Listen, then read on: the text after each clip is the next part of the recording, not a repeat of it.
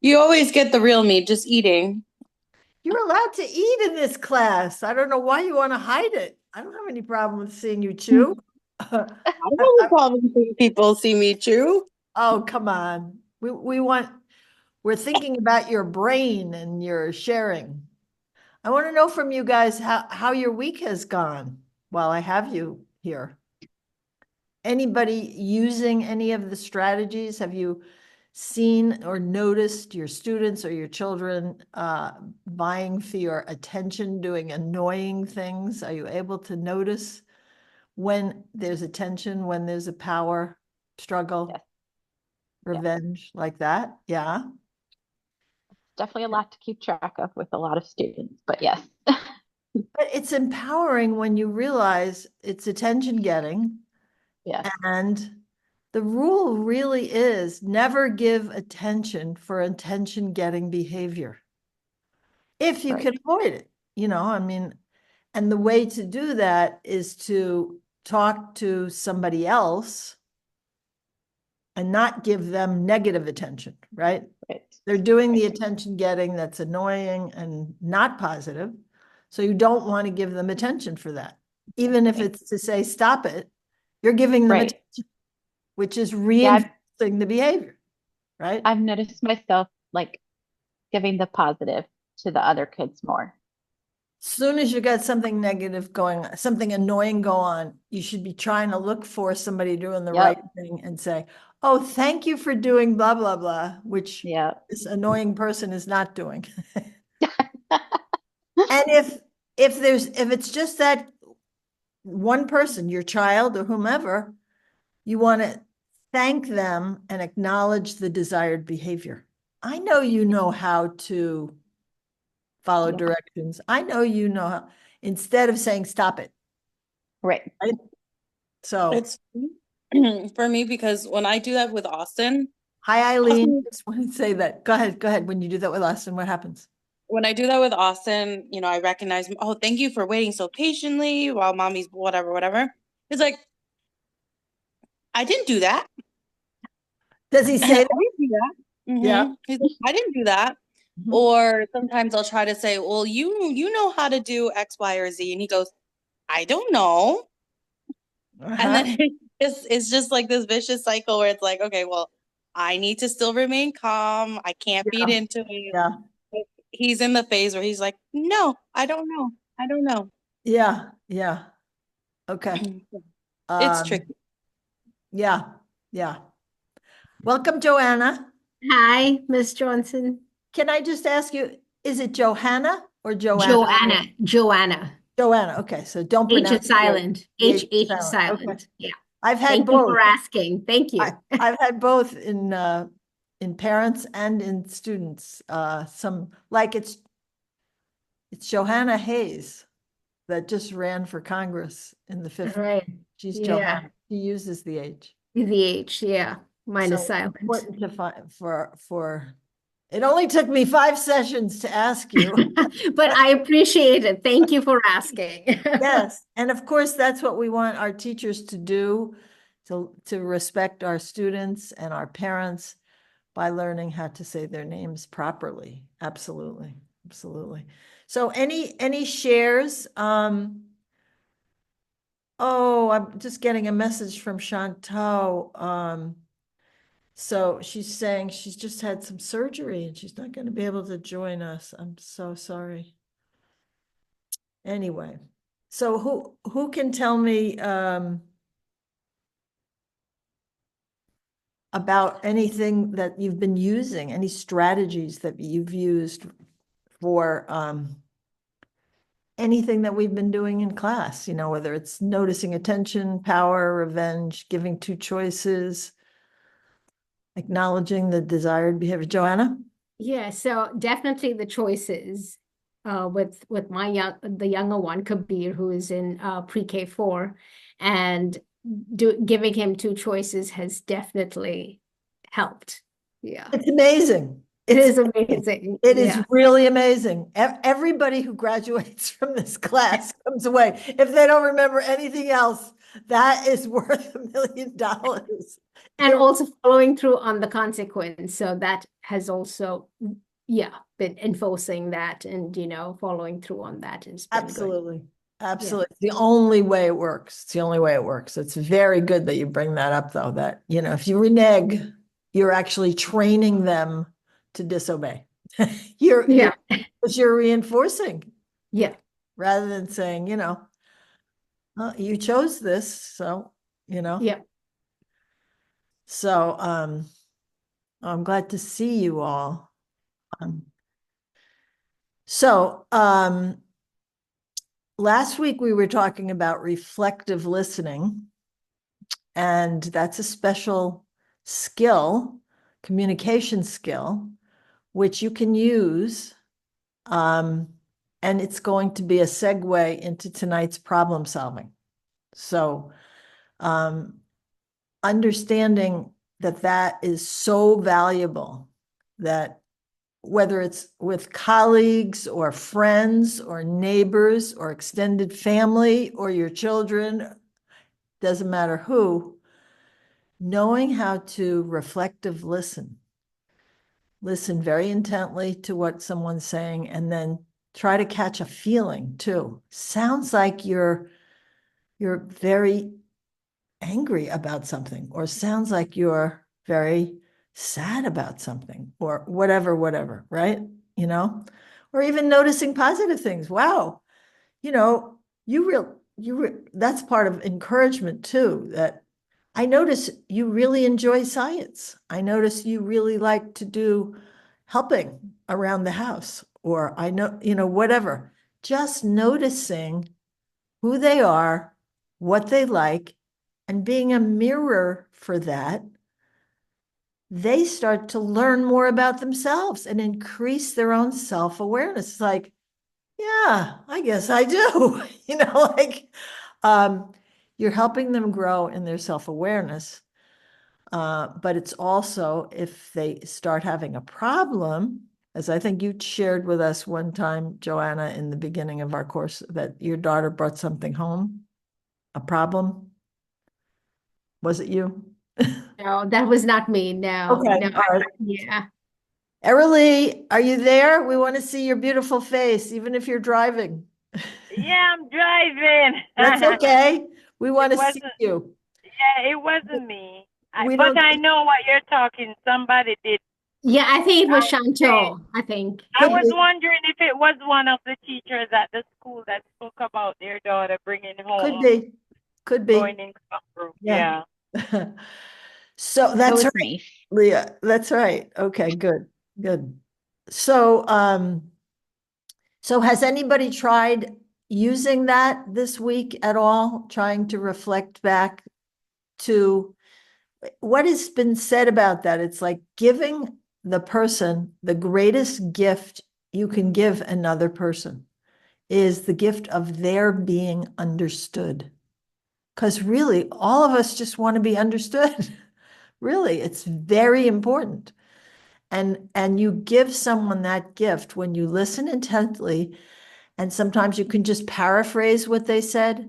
Let me see if I have that right. Is this what you mean? You're saying blah, blah, blah. And then you fill in, yeah, that's it. Then you got it, Mom. I think that's it. And maybe you're even saying it better than they were struggling with the words to express, right? Um, so, and that's going to be a key skill in when we get to tonight's problem solving. Or as Stepp calls it, the chapter 5 in the book is called Exploring Alternatives, is what they call it. So think about the B in brick. Can you guys see this book when I hold it up? I did a terrible thing. I played around with the different things on Zoom, and I pushed a button and it made the background blur. Okay. And I can't figure out how to turn it off because anything besides my face is blurry now. If I hold the book up, all you see is blur. And that's how it looks to me too. I don't know how to turn it That's off. the, that's because you need to go into effects And because you blurred your background, you know, Yeah, you I blurred it know, sometimes. but how do I turn it off? You have to go into effect, I don't see and anything that says effects. So if you go to video, does it say okay? yeah, Video? video, and then no, actually, you know the arrow that points up next to video, the video camera, there's an arrow that points up. Yes. If you click on that, Okay. you should be able Oh, I to see it. yes. Oh, look, it's gone. Now, here's the book. You can see it. Okay. Thank you so much. You're my team. Oh, good. Mr. Stewart's coming. And you are coming also, Michael. Thank you. I'm so appreciative of your coming. Did you get my email today saying that you didn't have to come, Michael?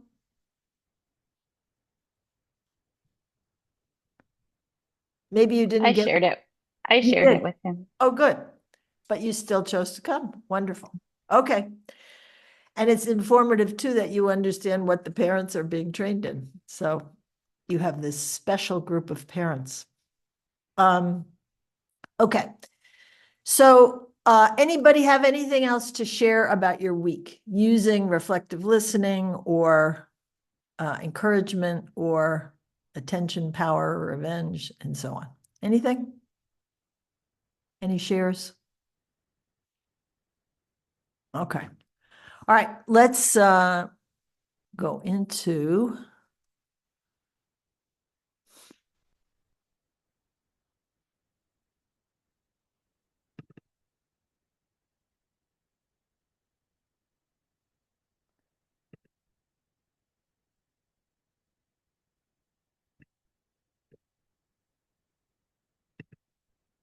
okay. So last week,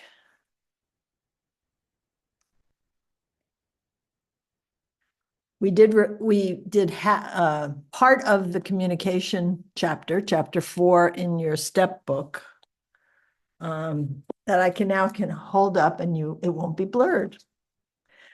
And the other part we didn't get to is iMessages. So we talked about reflective listening, how we're listeners. The other part of communication is speaking, right? Speaking and listening. All right. Excuse me, Miss Johnson. Please. Joshua Stewart has sent a message on chat saying that he can't hear anything. Oh, can you all hear? Yeah, we can hear. I can hear. Well, okay, maybe. I wonder if he. Can you answer him back and suggest that you try his phone for audio? Maybe the phone will pick up the audio and he can hear the audio while he's seeing the visual on his computer.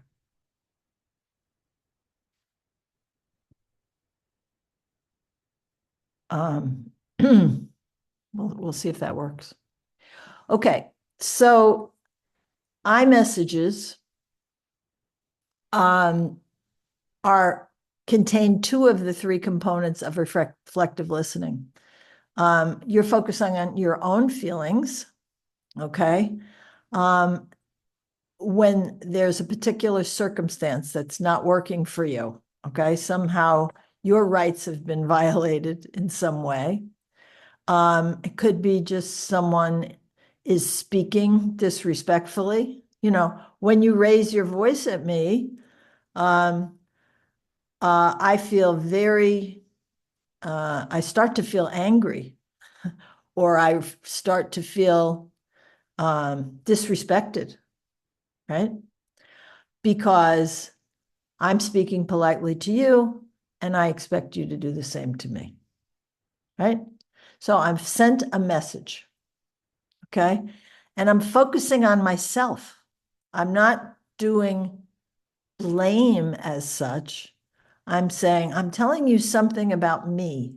Like if we're going to get along, so to speak, and things are going to go along, humming along, And this could be somebody you're working with. It could be someone in your family that's another adult, or anybody in your life. If you've got a problem, what many people do, depending on the nature of the relationship, is try to suppress it or skip over it. You know, the fear is that it's going to cause waves and it's not going to work out. If it's your child, obviously you're not as concerned because they're not going to go away, right? Or it's not going to create something that's insurmountable between you and them. But letting them know without pointing the finger at them in an accusatory way or a blameworthy way, when you do X, Y, or Z, I'm letting you know that really doesn't work for me, right? And the because, why is that not appropriate, right? So, this is how you can do it. If you have bad news to give to somebody, I used to always tell my children as they were growing up, and we teach this skill in our classrooms to the children, how to do, it's one of the ha-ha-so strategies that we mentioned, right? One of the A's is to assert yourself using an I message, right? You're walking down the hall and someone is thinking it's funny to step on the heel of your sneaker and pull it off, right? That's a famous kid trick to do to another kid in line, right? They can turn around and say, you know what? When you step on the back of my shoe, I really don't like it, because then I have to move to the side and put my shoe back on, and it really doesn't work for me. So this is what you can train them to do instead of turning around and bopping the person, or screaming at them, right? Start to set the example. And you can say to your whole class, if you're a teacher, guys, when you don't put back your equipment at the end of the math period in the proper places, I feel really overworked, because then I wind up having to do it all. And I feel like it's really unfair. Okay? So it's a great way to let them get a vision or an understanding of something you're dealing with that's unpleasant, that they may not even have thought about. They're just not being aware. They're just doing their being 5-year-old or a 6-year-old or a 7-year-old, right? But once you present it this way, they're learning about you and things that need to be done in the classroom and things that need to be done at home and like that. Okay? So, and that's contrasted with a you message. Now, you see there's a note here at the bottom that says page 81 in the step book. That's the parent handbook, Systematic Training for Effective Parenting. So page 81 contrasts an I message with a you message, okay? It's also on page 11 and 12, and it's noted for you right here on the slide, which I'll be sending home to you tomorrow, that it's in here, okay? So on page 11 and 12, an I message and reflective listening. They're both together, all right? So let's just take a look at some examples, as we always do with our little videos, okay? So let me get the video up.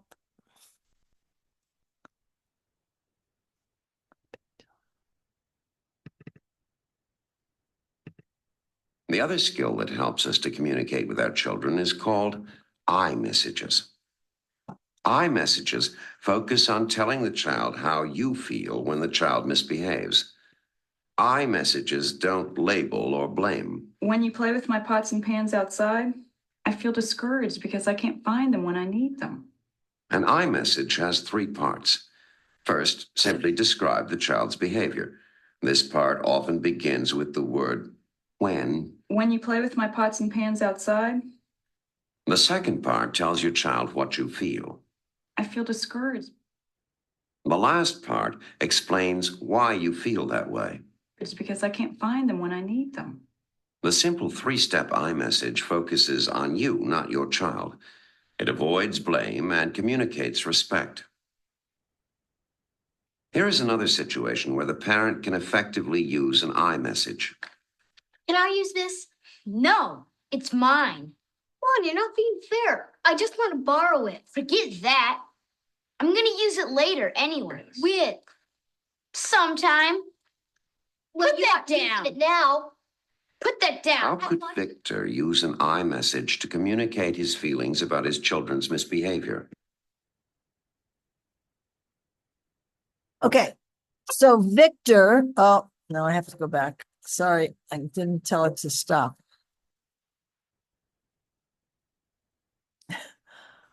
All right. So Victor is the dad. Okay, he's sitting there. They're supposed to be doing their homework. He's doing his work, right? So he's got a task that he's involved in. And theoretically, they could all be working, collaborating, at the same time in the room, in the same room. But that's what goes on. So now, who's willing to try to compose an iMessage? Michael, can you hear us? Good. Okay. Try to compose. When I feel because.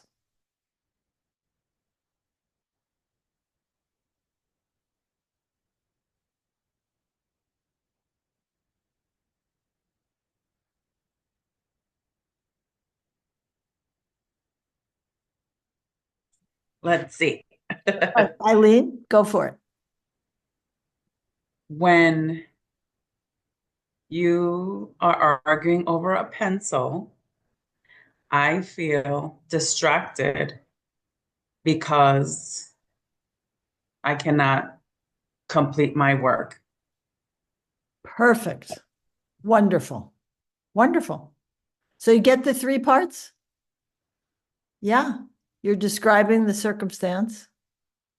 When this is going on, I'm all distracted because can't get my work done. I'm trying to get my work done over here, right? Perfect. Anybody else want to say it a different way? You might have a different feeling. Word.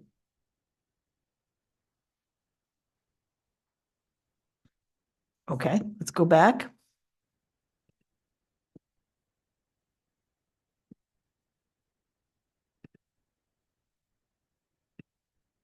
Hey, no, it's mine. Fine. Kids, when you make a racket like that when I'm working, I get very frustrated because I can't concentrate on my work. Using I messages can be helpful when we are communicating our feelings to another adult also. How do you think we're ever going to get ahead, Adelia? Do you and the kids think I'm growing money out in the backyard? How could Adelia respond to Sam without escalating the discussion into an argument? Oh, I did it again. Sorry. I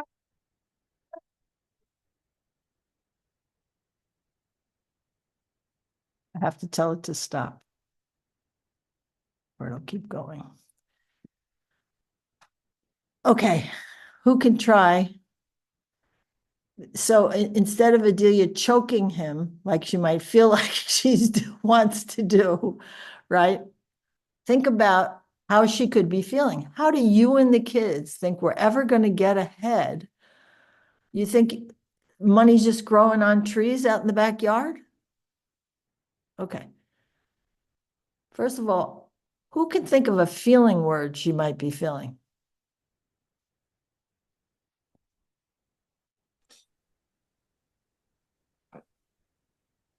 I would say invalidated. Okay. All right. Think about it. Now, think about it. There could be two different kinds of partners here, right? There could be someone who's a partner who's very frivolous and wasteful in making purchases, right? There are partners like that, right? And yet, on the other hand, very often partners are trying to manage the finances of the family when they're making purchases and maybe save coupons or look for sales or, all kinds of efforts to make very mindful purchasing. So let's assume that Adelia here is the latter kind of partner. And like you're saying, Michael, she's feeling invalidated. So any other feelings that you can imagine someone feeling if they're being conscientious and on top of it, someone is accusing them of being wasteful, right? How would that make you feel? I'd be pretty annoyed. Okay. You could be annoyed. Mm-hmm. Be anything else you can think of? For She me, could Maybe feel, go ahead, Eileen. she could feel hurt. Yes. Yes. Yeah. For me, it strikes very hurtful. If I try real hard to do something and then someone actually says that I'm doing the opposite, it's like, oh, and that can happen in the workplace, right? Particularly where you're really putting your best intentions out there, your best efforts. So yeah, all this range of difficult emotions can occur in a circumstance like this. So who wants to try to compose how Adelia could answer him short of choking him? Because that's how insulted she's feeling, right? Anybody?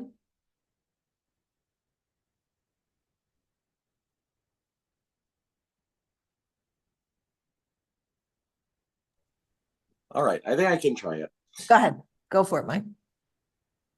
When you accuse me of being frivolous with money, I feel invalidated because I feel like I'm doing my best to support this family in the most frugal way possible. Mm-hmm. Great. Really great. Anybody want to say it another way?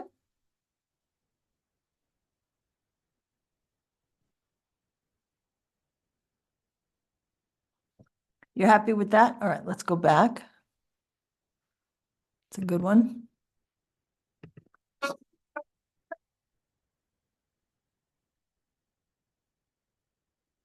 Now let's see what Adelia does. Sam, I feel confused when you accuse me of not caring about our spending because you and I always discuss any unexpected bills and we always agree upon what we're going to buy. Yes, you're right. Reflective listening and I messages help. Okay. So you're getting people starting to get the idea of how an iMessage works. You feel comfortable with that you can do that? Okay. Okay, good. Because we're going to use those two skills to do problem solving with our students or our children. And we're going to do things in either class meetings or family meetings. Okay. When my kids were growing up, we used to organize family meetings. We used to do them every other week. And in our family, we thought Friday nights were a good night to do that. But we had a structure where we set up having family meetings. And in school, when I was teaching, we would have class meetings every week. Every week we'd have a class meeting, okay? And if I was in a circumstance like you, Michael, where I'm seeing so many kids each day, not just you might just call class meetings when there's a problem, a specific problem, right? So where you just have to say, you know what? I'm going to put today's lesson aside. We need to talk, guys. Yes, with 224 students, that's what I do. Yeah. Yeah. So whatever class is in front of you, when some behavior pattern is emerging that really is counterproductive for where you want to get the class to go, we need to talk, right? But those class meetings that you have with a regular class that you have every day, like Leah would have, or family meetings don't just, are not just for a problem.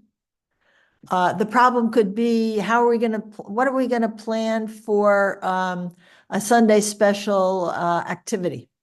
You know, maybe every Sunday afternoon we do something special as a family. Let's talk about what we're going to do this week. So it could be, and that can happen also if your kids, if you're keeping, doing your booster stuff, Michael, and your class earns a reward once a month or something.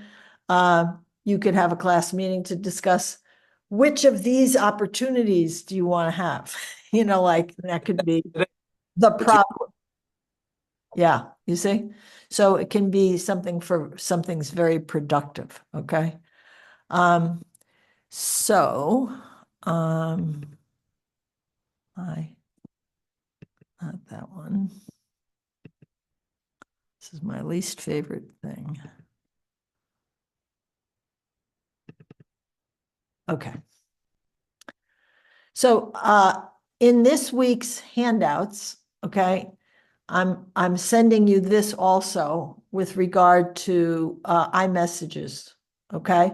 So these are all little YouTube videos that are, you can just, it tells you how long they are, 1 minute and 22 seconds. Here's one, 3 minutes and 25 seconds. It tells you the length of them. And some are geared for younger kids, some are geared for a little older, right? So distinguishing a you versus an I statement.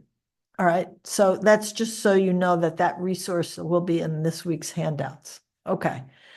I'm going to take a little side trip here rather than go into the problem solving yet, but I want to make sure you all have this distinction between a fixed mindset and a growth mindset. This is a very, very important distinction to have, okay? So when I was growing up, and maybe when you were growing up, many, many people around us, our parents, our teachers, and everyone had what we call a fixed mindset. That is, we thought and we were taught that everybody came into the world. It's kind of like when God was giving out skills. He made this child very smart. He made this child kind of medium. He made this one not too bright. And you were just stuck with that for the rest of your life. Or maybe this one had musical talent and this one had athletic talent and this whatever, like that. But that we came into the world with this skill or ability in something and you were born with it, okay? Now, there definitely are differences that we're born with, but much of what happens in life is built this way. It grows through practice and repetition. So some of what happens is just that you understand that everybody, no matter how limited their talent may be in a particular area, everybody can grow just by practicing and repeating with, you know, interventions to correct us so that we're not practicing something wrong, right? I mean, if we're practicing that 3 + 2 makes 2, then we're going to get in trouble. So we do need some correction. But a fixed mindset is the idea that we're born in a particular way, and we'll hear our children speak that way. We'll hear parents speak that way. We'll hear teachers speak that way. In their speaking, they're saying things, they're using wording that implies that, you know, this child is great in math, this child is very good in literature, this child is good in music, blah, blah, blah. And it's like, they're a pleasure to work with because they came into the world this way, right? Which discourages anybody because they start to say, oh, I just can't do math, or I just can't do music, or I just can't do whatever, right? So the truth is, we want to teach this distinction to our students. that the way we grow, and you'll find this in the character guide, and I've said this to you before. How do we learn, you say to them? How do we learn? Their answer, you want them to answer in unison. Active participation with perseverance. So there's two parts to it. In other words, you can't get better in math if you're not doing math.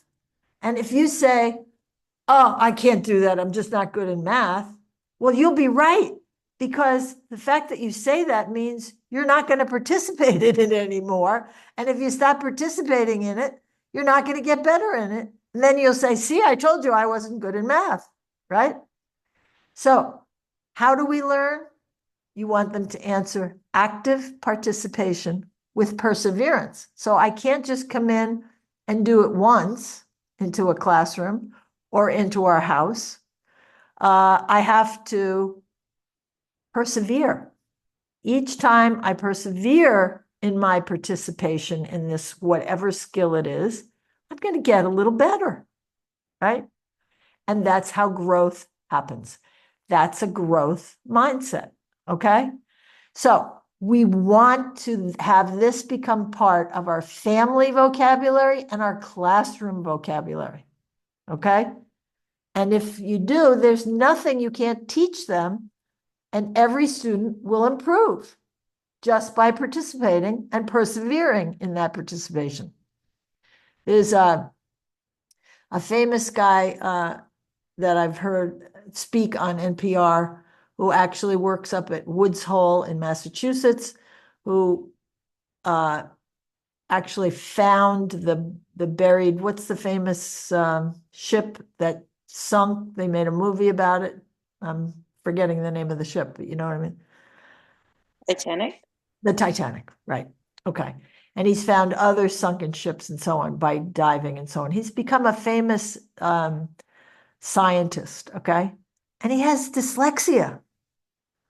So he's gotten a PhD in spite of the fact that he has dyslexia, because he worked with, and his parent worked with him over the years to learn how he could work with this disability, okay?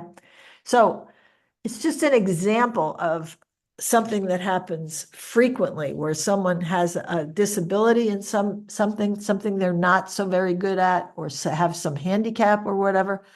And because they work so hard and persevere and practice, they develop a way to get the job done anyway, whatever it is that they need to acquire, okay?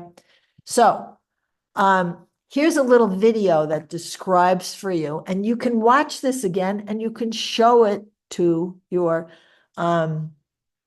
students and your children. There's also a whole set of animated cartoons about growth mindset that focus on an animated character called Dojo, D-O-J-O. And I'm going to give you access to where you can find that on YouTube as well. But those are wonderful to watch with your children at home and to show in class. And each one is 2 or 3 minutes long, but they're teaching different component parts and distinctions about growth mindset. So let's watch this one together. There are 2 types of mindset we can cultivate. One that embraces problems as opportunities to learn, and one that avoids them, often out of fear to fail. People that avoid conflicts can be described as having a fixed mindset. Those who see problems as interesting challenges have a growth mindset. Sometimes we like to switch from one to the other. People have a fixed mindset because they believe that basic qualities like intelligence or talents are fixed traits, and that these traits are responsible for success. They often like to document past achievements.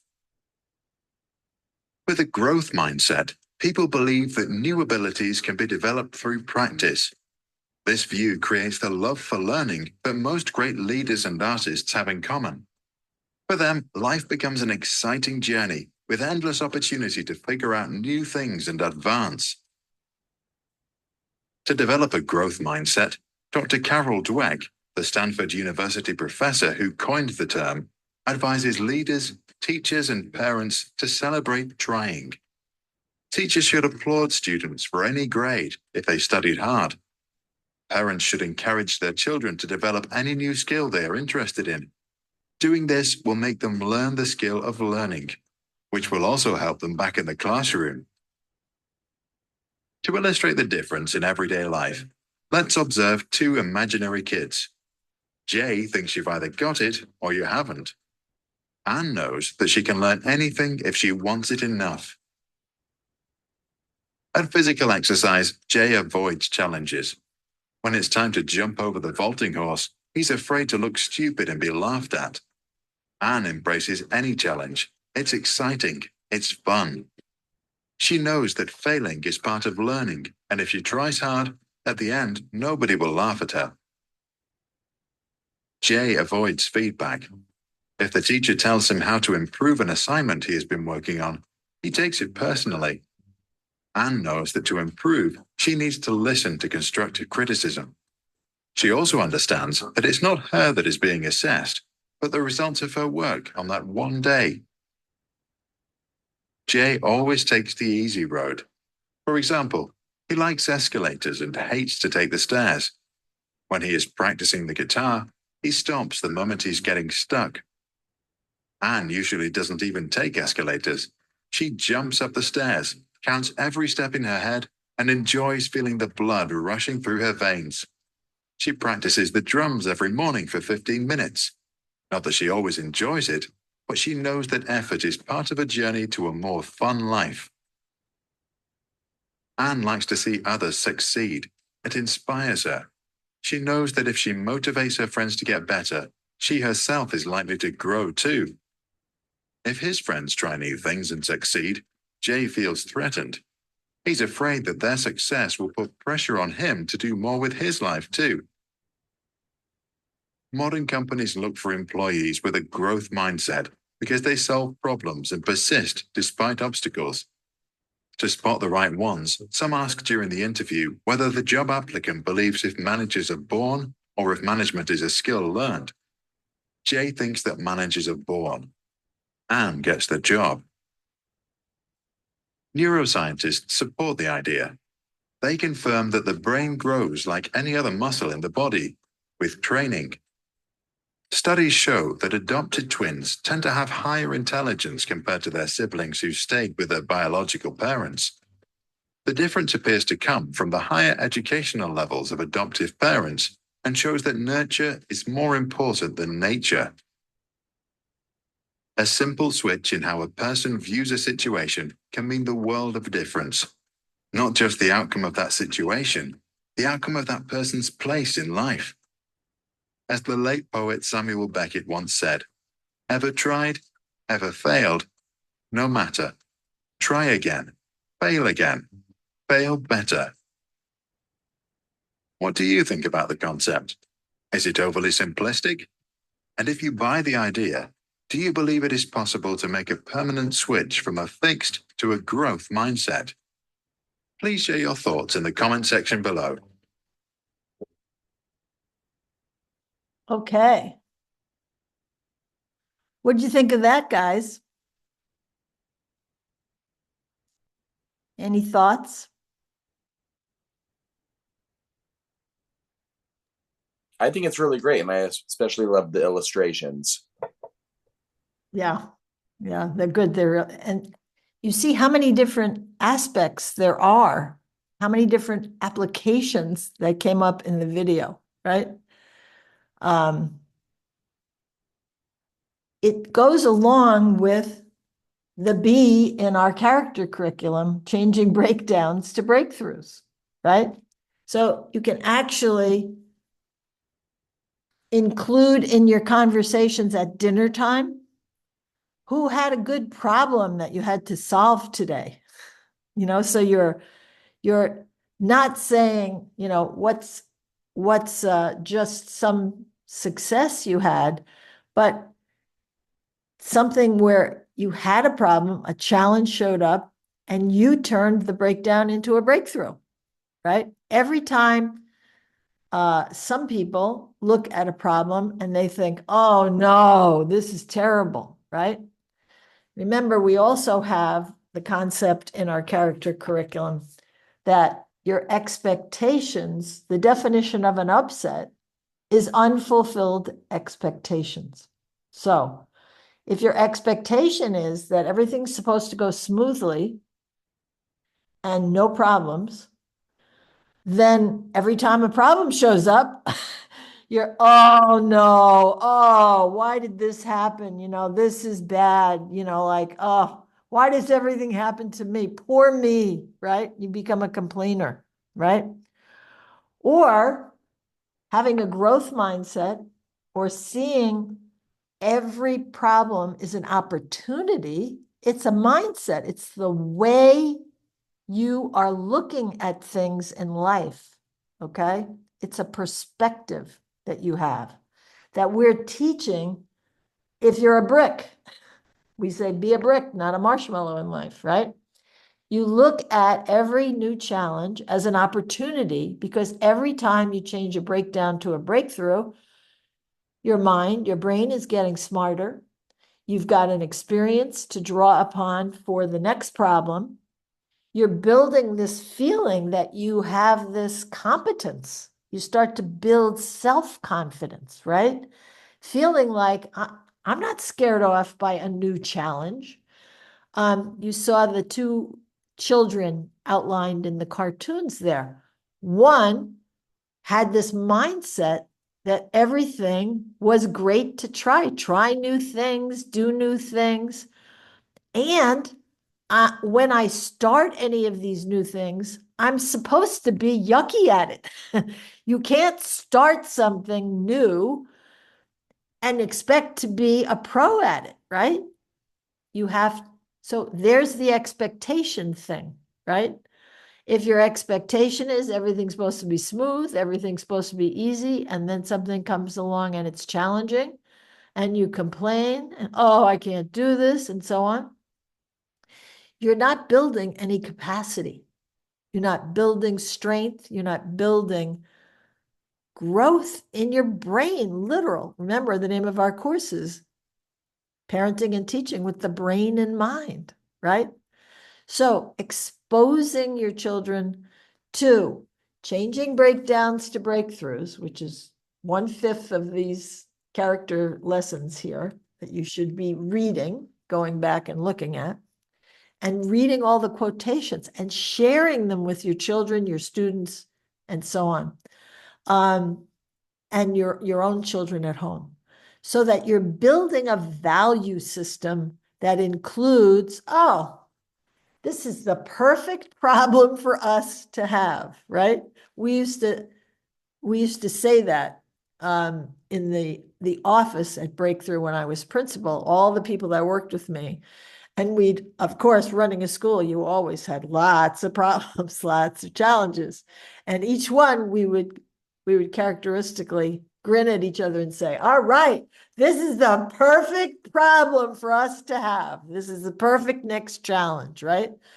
And sometimes that could get funny, you know, we could go, oh God, you know. So, but it's true. We did get strengthened. We did get better at doing things and handling problems and knowing just what to do when that came up, which is how we developed all these teaching strategies, right? That we're sharing with you as parents and as teachers. Comments about that, because it works into problem solving, which is our topic tonight, right? How you view this. Remember, we're working with the brain and the mind and how we look at things, our perspective, and what we want to teach our children as a value about that, right? As a result of this course. So, any comments about growth mindset versus fixed mindset? What do you think about it? I think it's interesting when sometimes I can hear Austin say like, I can't do it, mommy, I can't, right? So that's very much in that mindset, and sometimes when he has enough confidence in himself, or he's like, oh, I want to try again. Like, I just really appreciate those moments, because I can see the moments where he's like, doesn't matter what I'm telling him, he's not taking it in, versus the moments where he's like, okay, I actually want to tackle this. Now, once you give this a name, right, and he actually has this vocabulary about a growth mindset versus a fixed mindset, you can just say, are you showing a growth mindset now or a fixed mindset? Do you think like you're supposed to already know how to do all these things, right? And be great at them? Or do you understand, yeah, we all start whatever is new, not knowing how to do it, right? That's the way it's supposed to be, right? So you normalize not knowing, right? Right. And you give them that vocabulary, right? So it's asking those questions that help him reflect on it, right? So, all right. So anybody else want to say anything about that? Sure. I was going to mention that this growth mindset applies to all ages as well. In addition to my school teaching, I teach a lot of private music lessons, and sometimes I encounter teenage students or even adult students. About half of my studio are retired folks who just wanted to go back and learn something new. And it's very interesting to see how much of a difference it makes in their learning when they have a fixed mindset versus a growth mindset. And I'll have a student say, like, I was never good at doing rhythm exercises. And when they have that mindset, they don't really apply themselves in their rhythm training and have breakthroughs with rhythm in their music. But then I have other students saying, like, this is something new. I'm out of my comfort zone. I don't know what I'm doing now, but I know that through active participation and doing these exercises, I will get better. And every single time, without exception, they do much better because of that growth mindset. Yeah, that's why showing a little video like this can be very helpful, because like in 3 minutes, you've made a distinction. You could discuss it a little, and now you have that as a reference. Every time it comes up again and there's resistance, you can say, remember that video we talked about, right? That we watched together for something. It can become a tool in your, an arrow in your quiver, so to speak, towards tackling this common challenge in learning, being a learner in life. Okay. So great. Thank you for sharing that. Okay.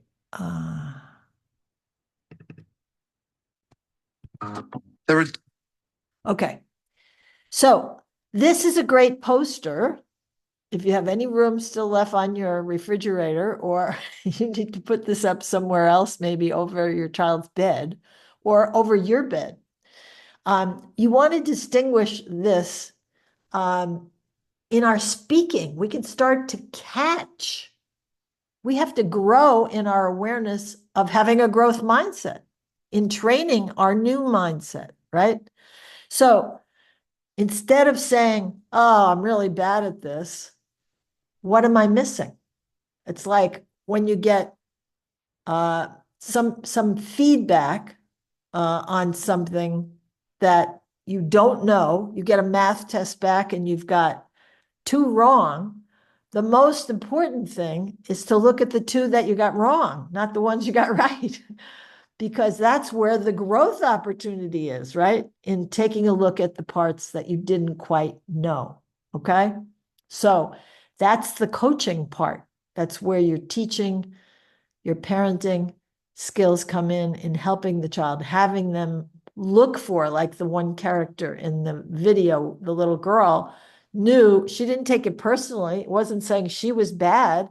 It was trying to help her improve her skill and shape it so she's not practicing something the wrong way, practicing a mistake, right?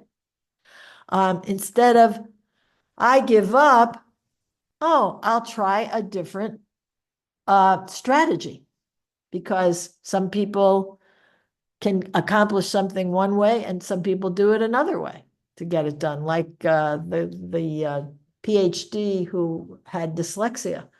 He had to do lots of memorization. Couldn't just read everything the way others could. So he had to use different strategies, okay? When you're doing everything, every effort, you don't want to say, this is good enough. Okay, let me just throw this into my homework, right? Pass this into the teacher or to whatever, to my parent. Is this my best work? Because if you're each time you're trying and practicing and persevering, you're giving it your best effort, you're going to improve faster, right? So this is a waste of time to say you're doing something shoddily, right? Not giving it your best effort. There's not going to be much growth in that effort. This is too hard. This is just too hard. This may take some time. We need to understand that some things we take on are not accomplished quickly. It may be something that evolves over time, right? So learning an instrument, playing a sport, learning to read and write and do math calculations and so on is not something that just happens. It takes years of baby steps, right? One step after another. Oh, I got it wrong. Oh, great. I learned from my mistakes, right? This is the perfect mistake for me to have. Now I get to learn something new. That's good news. I'll never be that smart. I can train my brain. So these are things we want to point out. In our speaking, we're reflecting our mindset, right? If we have a growth mindset, these are the kinds of things, these are the distinctions we're getting when we're going through life learning new things. And when we speak this way over here, these are all reflective of the mindset of just, we either know this or we don't. I don't get it. I don't get it yet. Now, Kim, that's what I wanted to add. When your son says, I can't do this, or I don't get it, I don't understand this, your answer should be, yeah, but the word is yet. Okay, so what's the implication when you say yet? Well, you're on a path to getting better and better and better, and you're going to grow. So you don't get it? That's okay, but you don't get it yet is the key word you want to add. Okay? So you want to empower your children, your students, everybody to use this word yet. Okay? I know a school in Chicago that I visited that actually had the report cards set up this way. They actually gave marks on how a child was growing using the word yet. Okay? Beginning or not knowing this yet, or mastered X, Y, or Z skill, So, so now we're going to take a look at helping children cooperate. Doesn't that sound like a great way of talking about it? This is not about having a discipline problem. It's what can we do as teachers and parents to help children cooperate? So we actually can have a role in helping them be cooperative, okay? So we're going to look, first I want to show you something.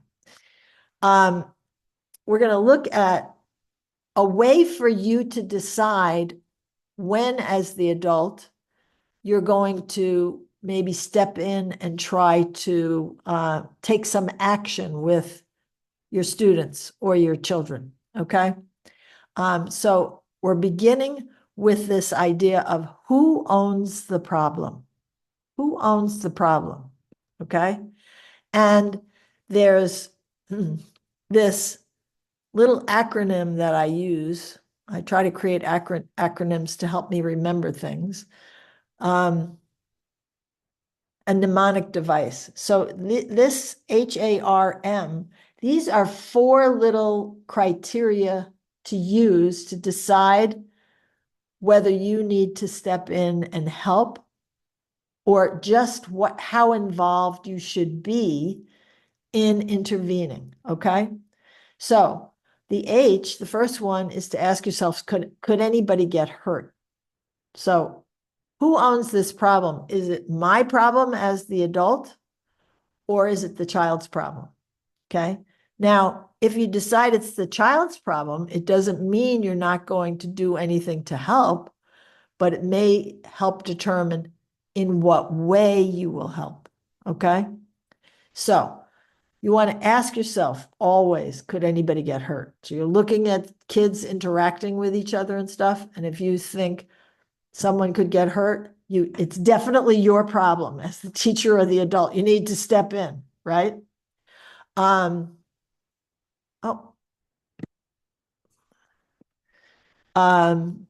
So the A stands for age. Is the child too young to handle whatever this challenge is? So you use your adult assessment of that. If you've got a situation where people are maybe 2 different age kids and one is actually taking advantage of the other in some way, that the little one is too young to handle this by themselves, it's your problem. You need to step in, okay? Then there's the R. Are my rights being violated?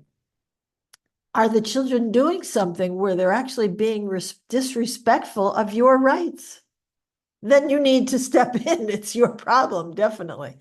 And you might want to give an I message, right? And the M is for materials. Could the materials of the school or your home in some way be harmed or broken or mutilated in some way? So obviously then you need to step in.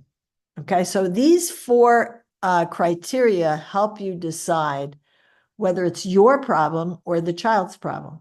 If you get a yes to any one of these 4 questions, it's definitely your problem and you need to take action, okay? But if you get a no to all 4 of them, you may decide to use some of the strategies that we already have talked about. You know, maybe you need to do some reflective listening to help them be aware of what's going on.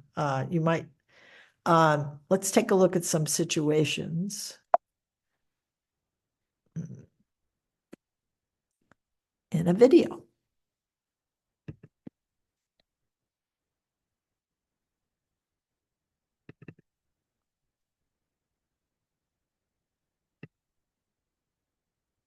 Okay.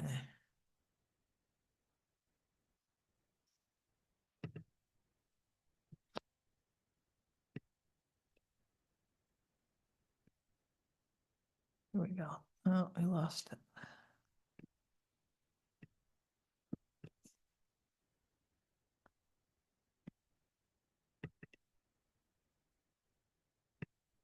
I got the pen down by mistake.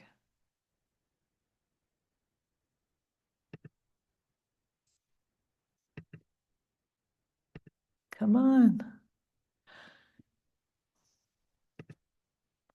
When I was clicking, I got this pen by mistake, and now I can't get rid of it. Do you see what it's doing? Screen is. All right, let's see if I do it again. Sorry, folks.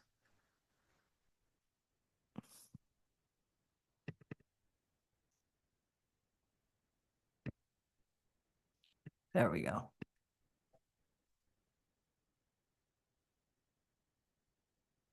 Sometimes, no matter what we do, problems occur. When there is a problem between children themselves or between a parent and child, it's important to first answer the question, who owns the problem? Is this a problem the child can solve alone, or is this the parent's problem to resolve? In this session, we'll learn ways to decide who owns the problem. We'll see that we can help children cooperate and that we can cooperate with our children in order to solve problems. Let's see who owns the problem in this example.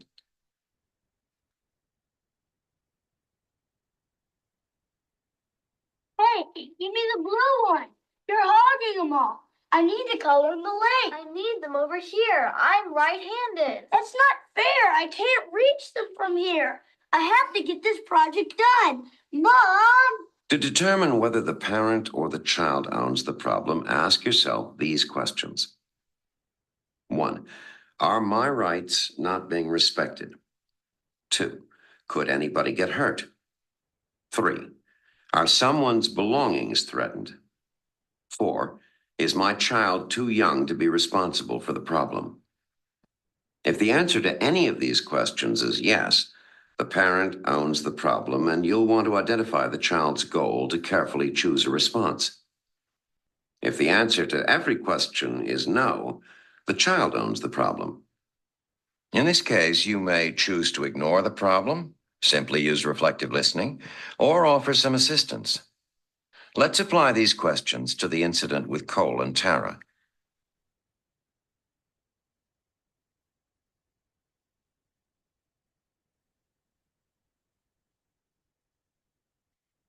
So what do you think? Is what's going on if you apply the 4 criteria for assessing, who owns the problem? Is it the adult's problem? Does she have to step in? Or do you think the children own the problem? I think the children own the problem here. Okay, let's go through. Could anybody get hurt? No, They're just arguing. They're not they just, mhm. threatening each other physically. Is their age like such that they shouldn't be able to manage this? Being close in age, not too far in age, so yeah. Right. The R is the mother's rights somehow being violated in some way? No, Okay. no, And are the materials or the equipment being somehow threatened to be ruined? not really, no. It's Just paper and No, pen. really. So it's the kids' problems. So that's just step 1. Now, that doesn't mean she's not going to maybe use some of her strategies, but she certainly doesn't have to give an iMessage and say that, her rights are being violated or anything like that. So that would be one that she doesn't have to do. So let's go back and see what she does, okay?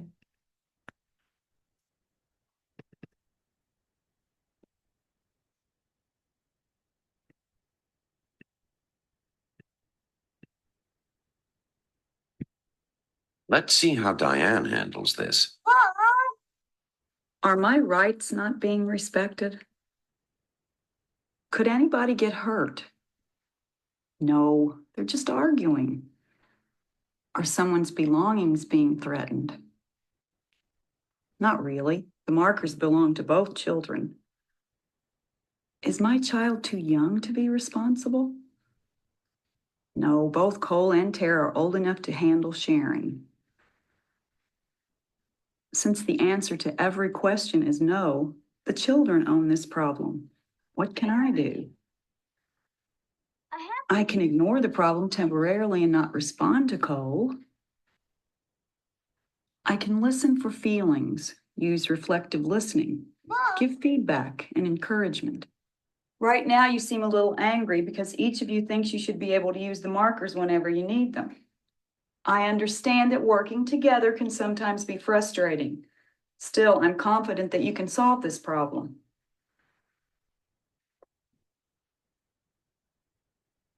Sometimes the best solution is to discuss the issue with the children at another time. Now, Diane helps Cole and Tara to explore alternatives to fighting about supplies. She helps Cole and Tara to make a plan for cooperation when they must share supplies and equipment. You know, both of you have to use the supplies and equipment that we have in the house when you work on your school projects. So it might be helpful if we came up with a plan for sharing. Can either of you think of a way that we might be able to do that? Well, maybe we could use a sign-up sheet like we do in the community center. Well, that sounds workable. What do you think, Cole? Or we could just take turns each night. So I use the markers one night. Diane, Tara, and Cole are working together to create a plan that will work for them. However, Victor and Amy are facing a different issue with their son, Tony. Tony is begged to take guitar lessons, and Victor and Amy decided to let him take them at the music store. Amy notices a problem. But I just don't hear him practicing at all, Victor. Well, haven't you said anything to him about it? I won't be paying for those lessons if he won't even practice.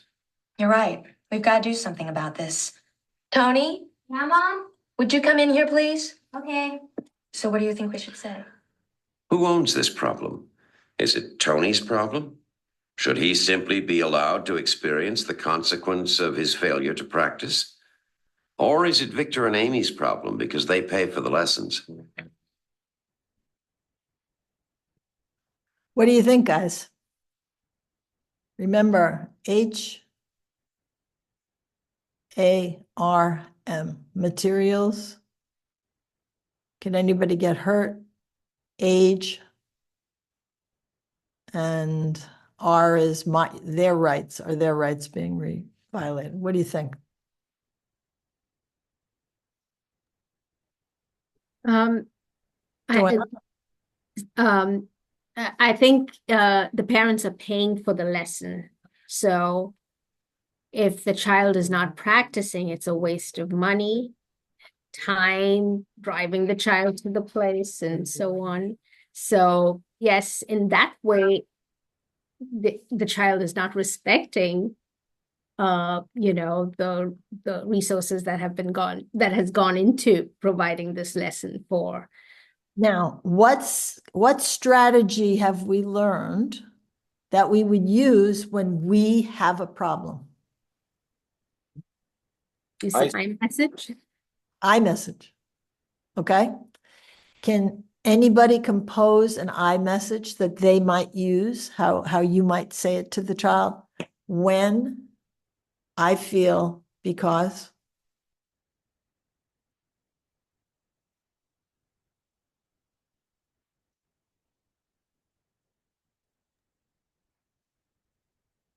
So when you're not practicing, I feel like it's a waste of money because we are spending our time and energy to take you and you're not utilizing it well. Okay. Great. Great. Anybody want to say it another way?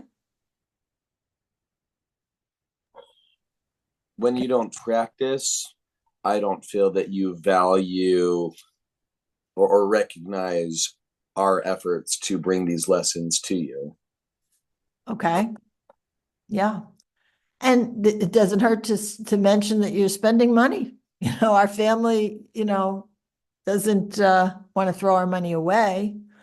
So we're paying for the lessons. If you don't practice, it's just going to get wasted, right? We'll use the money some other way that's more productive, right? So, the parents own the problem. Let's see what they do. Notice that in the first instance, the mom sits down. First, she uses reflective listening. She comes over to the table when the two kids are arguing about the markers and where they are on the table. She uses reflective listening and she just says, seems like you're really having a problem with each other and, doing your sharing here. And I know that it's hard to share sometimes, but I think also you children know how to work this problem out. And she goes away. So she's going to give them a chance to try to resolve it. And in a sense, they're saying that to them sometimes gets them to bring skills to sharing that they were purposely ignoring before, the girl insisting she's right-handed, so she can't reach over to her left side, right, to have the markers between them, okay? So you start to see how we're using our skills and strategies that we've been building in these new contexts, okay? Then they explore alternatives, as Stepp calls it in chapter 5 that you're going to be reading this week, okay? You're going to see lots of examples in chapter 5. if you read that chapter this week. So exploring alternatives, sometimes we call it brainstorming, right? We just let everybody throw out some ideas and we don't judge them at first. Then from those ideas, we pick which one we want to try. And then we check back after a couple of days or however long we think we want to try this and see how it's working. And we can do this with a whole class, you know? Okay, guys, we need to have a meeting. We need to have a class meeting. We need to have a family meeting, right? And you give an iMessage at the class meeting about something that's not working for you in the way the class is running. And you begin with a statement maybe on a whiteboard behind you. How can we blankety, blankety, blank? Fill in the goal. How can we more effectively share our markers during homework time? You don't ever want to say it in terms of the negative. How can we stop fighting with each other? Right? No. Try to really be specific about what you want to get to. What's the goal? Okay? If it's the classroom, how can we make sure we're putting away all of our materials at the end of each work period? And then everybody brainstorm some ideas and you just write them all down, even silly ones. And then sometimes a silly idea becomes the catalyst for a better idea. Well, I know that was kind of silly, but it gave me another thought when we said that, right? And then you ultimately say, okay, let's try this one. And we'll try, after a few days, we'll come back and say, how is it working? Always want to come back and see how it's working, okay? So that's part of the problem solving.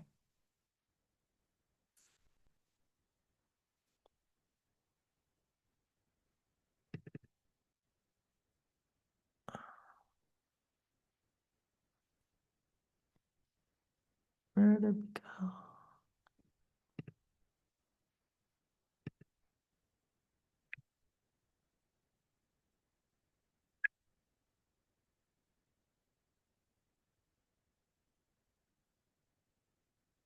Victor and Amy start by asking themselves, are my rights not being respected?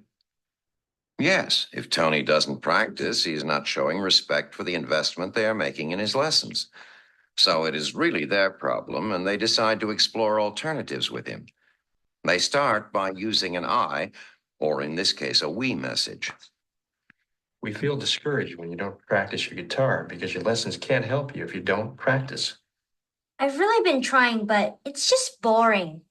We know it can be hard to practice, but we thought you would have some ideas on how you could be sure to fit it in every day. What do you think? Maybe I could practice before I go to school. You're already too busy getting ready for school. I don't think that would work. Would it seem easier if you practice in shorter sessions? Yeah, I'd like that. Amy, Victor, and Tony brainstorm some ideas, discuss various plans and schedules they think might work, and all choose a practice plan that Tony agrees to. Do you notice that the idea for practicing in shorter sessions came from the mom? But in the end, when they choose a solution, no one's giving credit or saying, oh, well, that was my idea or whatever, right?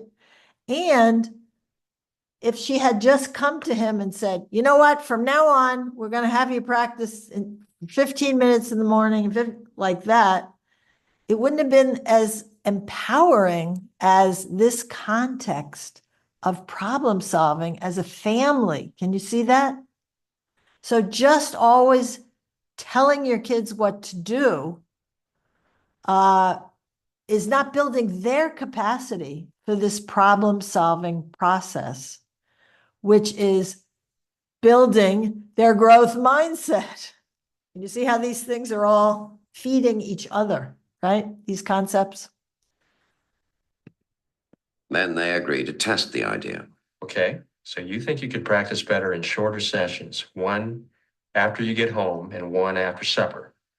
I think that'd work. Sounds workable to me. Well, we'll try it for the next 3 days, and then we'll talk again about how well it's working for you. Okay. I know you'll find a way that works for you, Connie. You're not the type of person who gives up easily. Even though Victor and Amy owned the problem, they included Tony in exploring alternatives. In this way, he can start to see how well his plan works out and develop responsibility for follow-through. Did you notice how she laced encouragement in there? We know you're not the kind of person who gives up easily, blah, blah, blah. So there's all this positive reinforcement laced into the whole process of the problem solving. So we're weaving in all our prior chapters, our prior week's strategies into this problem solving session. Yeah? She's using reflective listening. They're using encouragement, positive reinforcement, all of these positive things. And they're going to check back and see how it's going, right? They may have to tweak it again and try some minor change in the process and so on. Let's. On her way home from work, Adelia saw Jamal at the corner convenience store. He wasn't with his usual friends, and she's concerned. Well, I saw him there as I was about to get on the bus. Mm-hmm. Do you think he saw you? No, because I got right on, the bus took off, but he wasn't with Darius and William like he usually is. And he looked kind of nervous to me, and I didn't recognize these boys. So he just met some new kids. What's wrong with that? Oh, nothing, but Sam, these kids look kind of tough, kind of threatening even. Jamal was talking to them, but he looked nervous to me. Well, I don't want to jump to any conclusions, but perhaps I should talk to him and find out who these boys are. How can Sam approach this subject with Jamal effectively? Who do you think owns the problem? How would you talk to a child you thought was getting in with a dangerous crowd, or one who was being threatened or intimidated by members of a gang? As you formulate your answer, be sure to keep in mind the following steps for exploring alternatives when a child is too young to be responsible for a problem and the parent owns the problem. First, understand the problem. Be sure that the problem is clear to you and your real issue, how Jamal can deal with. Sorry. Hey, Dad, I can run. Sorry, I hit something at the wrong point.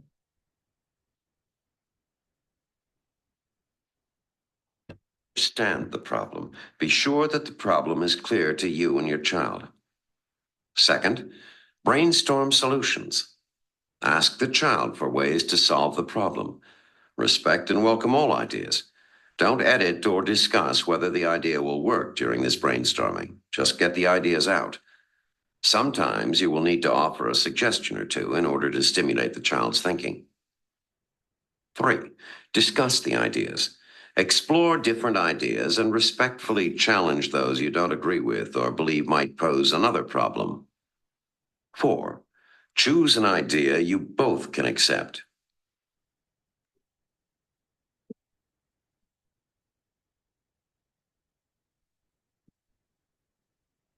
Okay. How do you think the dad should bring up the problem to Jamal? Now, we've gotten to know Jamal a little bit. We know what his temperament is like, and we know his developmental stage.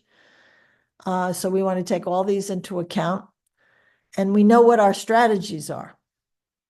So first of all, who owns the problem? Could somebody get hurt?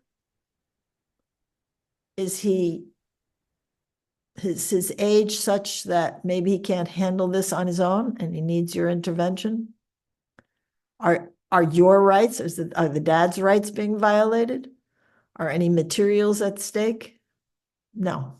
But what do you think? Who owns the problem? And which of the 4 criteria?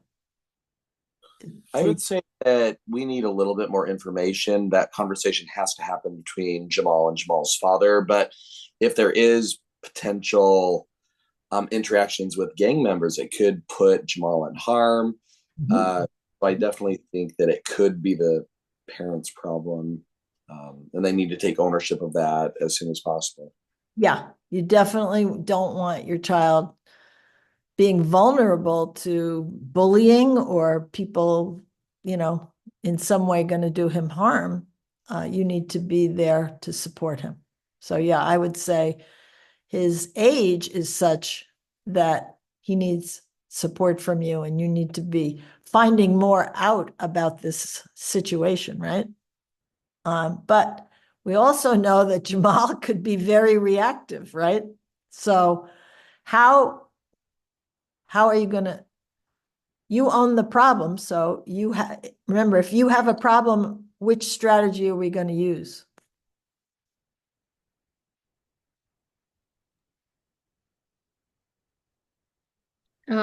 We could do reflective listening as well as.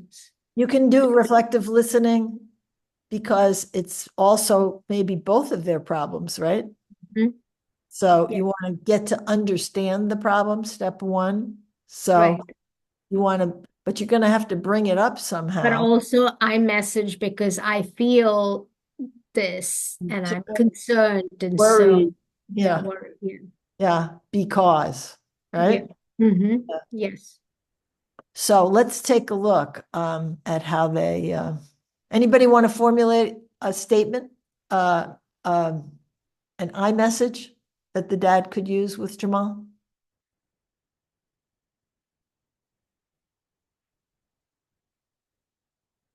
Welcome, O'Neill, by the way.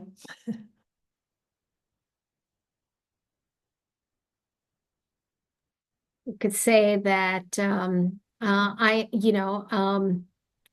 a little worried and concerned about the new friends you've made, and how about we talk about it? I'm concerned about your safety, and so I want to know more about it and more about them, and how did you meet them and stuff. Yeah. Yeah. Anybody else want to add? Can you hear me? Yes. Can we have your face, Oh, Early? because I Yay, there she is. Oh, we lost you. We can't hear you. Can't hear you. So speak again. No? Can't hear. We lost you. Okay.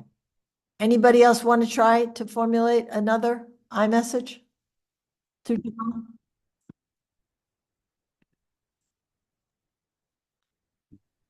Yeah, O'Neill? How about I saw that you have some new friends. You mind telling me something about them?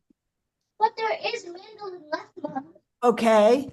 The thing is, you missed the whole lesson on giving an iMessage, so you don't know what we're practicing.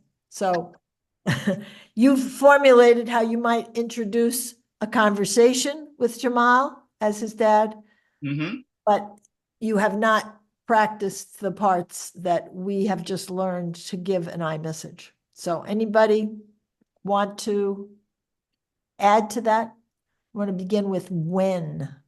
Michael? I can give a stab at it. So when your mother and I see you hanging out with new friends or unfamiliar faces, we feel curious and possibly concerned because we care about you and want you to be safe. Okay, so you've got all the three parts, okay? So, and I put up 4 fingers, take one down. So yeah, good. So you've got all 3 component parts there, all right? Now, the thing we have to remember is this blended family situation that keeps cropping up, and it's, the mom, Adelia, noticed the two, Jamal at the bus stop with these what appeared to be tough kids. And she brought it home to her husband. And now he's going to introduce it. And so there could be this oh, Adelia's watching me or something, you know, this sensitive spot. So the dad is always managing that too with this circumstance. So let's see how he handles it. All right. Um,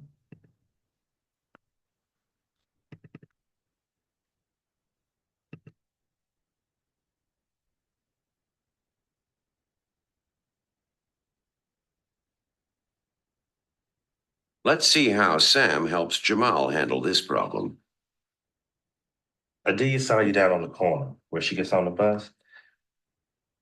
She said you were with some kids that we don't know. What are you talking about? I just feel concerned when I hear that you are with some tough-looking kids because I want to keep you safe. I can take care of myself. Tell Adelia to butt out. Now, wait a minute. Don't you talk to me like that. This is Get serious. off my case, Dad. I can run my own life. I'm not a baby.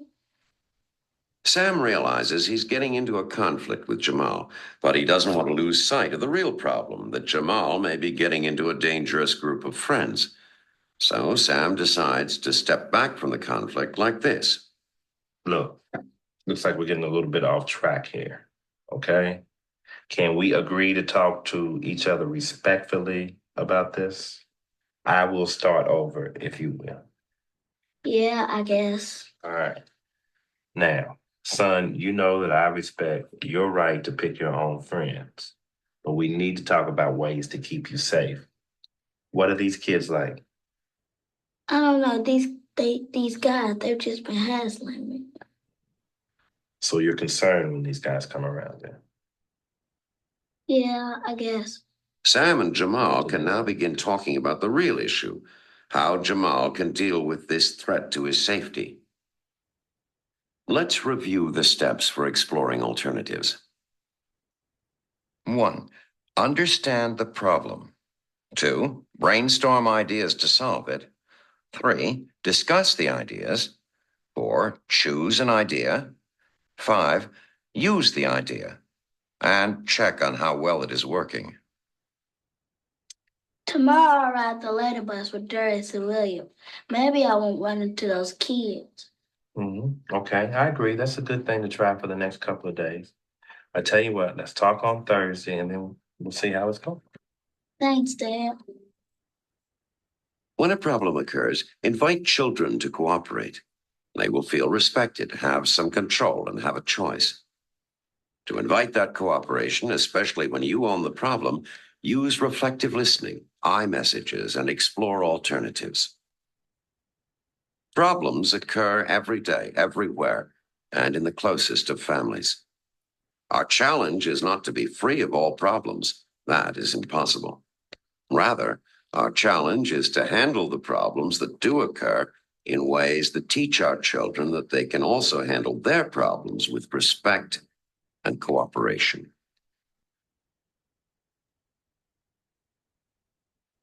Okay. So, we got another little strategy in there where Jamal, knowing his personality, he got reactive and so on. And rather than get off course where the dad is really concerned about his child's safety and just argue back and forth about his being disrespectful in the way he's talking to his dad, they could have gotten all off track on that and never worked on the problem. In the meantime, the boy may have been getting into more trouble with these kids that are a little tough. Okay. So he said, okay, we're getting off track. Let's just step back for a minute. Let's start over because I'm really concerned and I care about you, right? So communicating that I'll be respectful if you'll agree to be respectful to me as well. Okay, now they start over and he's using reflective listening. So you're concerned when these guys come around. Yeah, I guess so. So, he's using the reflective listening, iMessages, exploring alternatives, all these different strategies that we've been talking about, okay, tonight?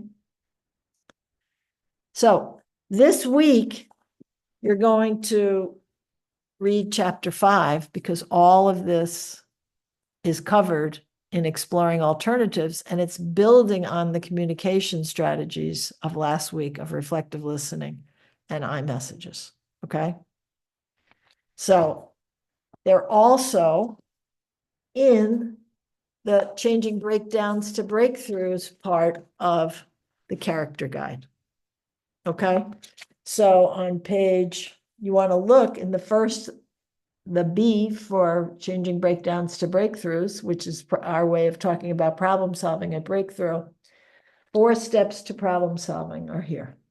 So as long as you've got this guide and your parents' handbook, you've got lots of guidance for this in addition to all we've discussed tonight. Okay. So as you're going through this week, think about if there's any time that you want to or need to use this with your class or your own family.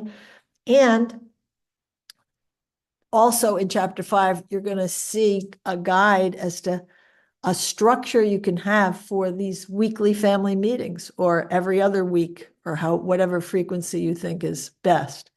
But to have a regular meeting time as a family where you just maybe the problem you're solving for the week is, like I said, what we're going to do for a special outing on Sunday, or where are we going to go on our next vacation, or whatever, right? Doesn't have to be something that's negative. Okay.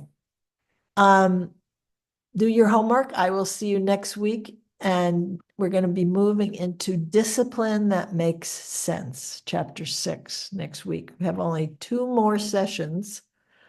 So I welcome you to do your homework and come back with any experiences to share. Okay? Or questions. Night, everybody. Thank Good you. night. Thank you. Thank Bye. you.